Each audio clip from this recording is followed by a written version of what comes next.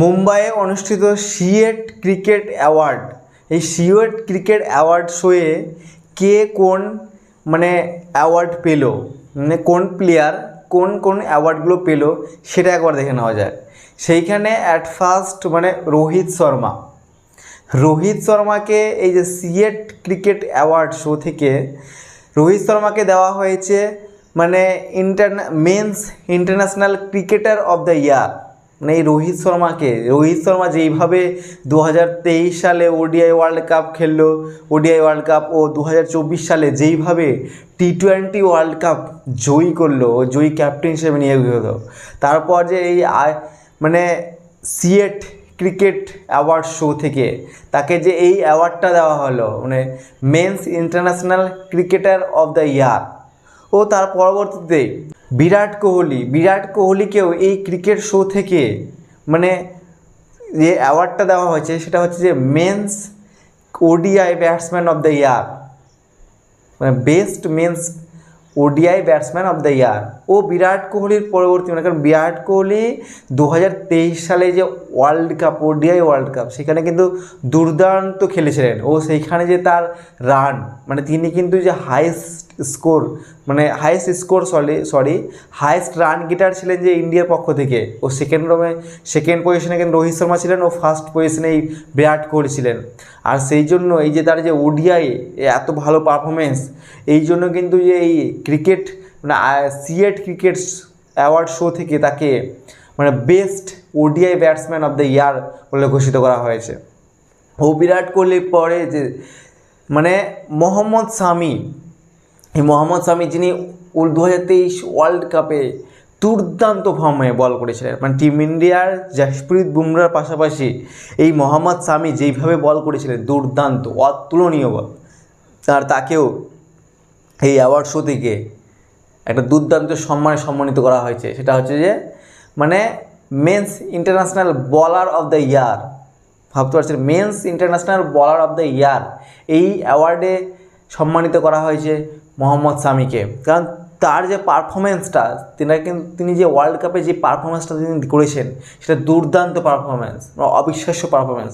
কারণ কেউই কিন্তু মোহাম্মদ শামিকে 2023 ওয়ার্ল্ড কাপে ফার্স্ট 11-এ প্রেফার করেছিল না, কারণ ফার্স্ট 11-এ যে শার্দুল ঠাকুরকে খেলানো হয়েছিল, তার পরবর্তীতে কিন্তু এই মোহাম্মদ শামি এসেছিলেন। আর তিনি যে পারফরমেন্সটা করলেন, দুর্দান্ত পারফরমেন্স করেছিলেন। আর তার জন্যই তাকে এই যে মেন্স ইন্টারন্যাশনাল বলার অফ দ্য ইয়ার অ্যাওয়ার্ডে সম্মানিত করা হয়েছে। ও তারপরে জয়সওয়াল তাকেও একটা ইয়ং প্লেয়ার, জাস্ট টিম ইন্ডিয়ার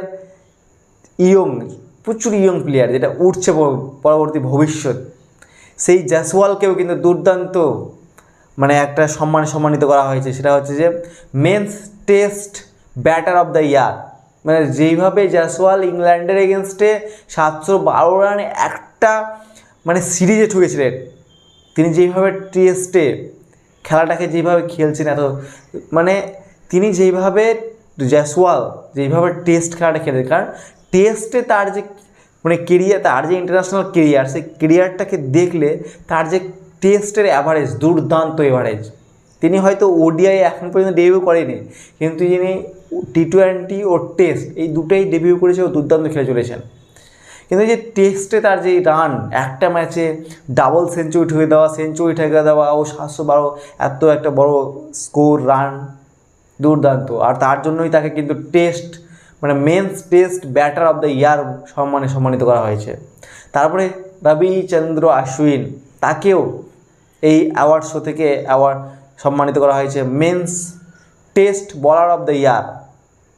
টেস্টে বলার যে মেন্সদের মধ্যে টেস্টের দুর্দান্ত বলার হিসাবে নিয়োগ করা হয়েছে এই রবিচন্দ্র অশ্বিনকে।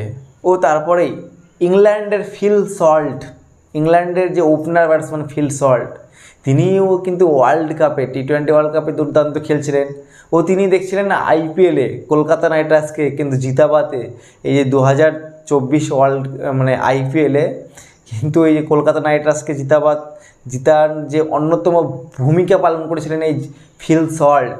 আর ইংল্যান্ডেরও কিন্তু দুর্দান্ত, ইংল্যান্ডের ওপেনিং জুটির যে শুরুয়াতটাই ফিল সল্ট কিন্তু দিয়ে যাচ্ছিলেন। আর তার জন্যই তাকে মানে এই ফিল সল্টকেও এই সিএট অ্যাওয়ার্ড শো থেকে মানে মেন্স টি20 ব্যাটার অফ দ্য ইয়ার মানে সম্মানিত করা হয়েছে। ও নিউজিল্যান্ডের টিম সাউদিকেও মানে যিনি টি20 বর্তমান ক্যাপ্টেন তাকেও মেন্স টি20 বোলার অফ দ্য ইয়ার বলে ঘোষিত করা হয়েছে। ও এইখানে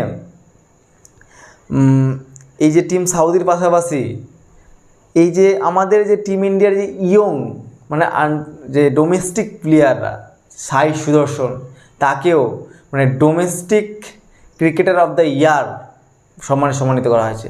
আর এই যে অ্যাওয়ার্ড শো এইখানে একটা নাম মিসিং, আমাকে কেমন যেন হচ্ছে কি কিছুটা হলে জাসপ্রীত বুমরা, তিনি কিন্তু একটা সম্মান ডিজার্ভ করছিলেন, কিন্তু জাসপ্রীত বুমরাকে কোনো অ্যাওয়ার্ড দেওয়া হয়নি।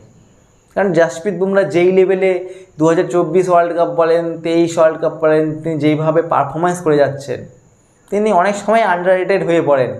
কারণ ইন্ডিয়ায় যে বলারদের ওইভাবে একটা যেইভাবে ব্যাটিংরা যেভাবে ভ্যালুটা পায় সেভাবে কিন্তু বলিংরা ভ্যালু পায় না। তাহলে আজকের যে এই অ্যাওয়ার্ড শোতেও কিন্তু একটা জাসপ্রীত বুমরা একটা অ্যাওয়ার্ড বা সম্মান তিনি কিন্তু একটা মানে প্রাপ্য ছিলেন সেই সম্মানের, তিনি একটা পেতেন।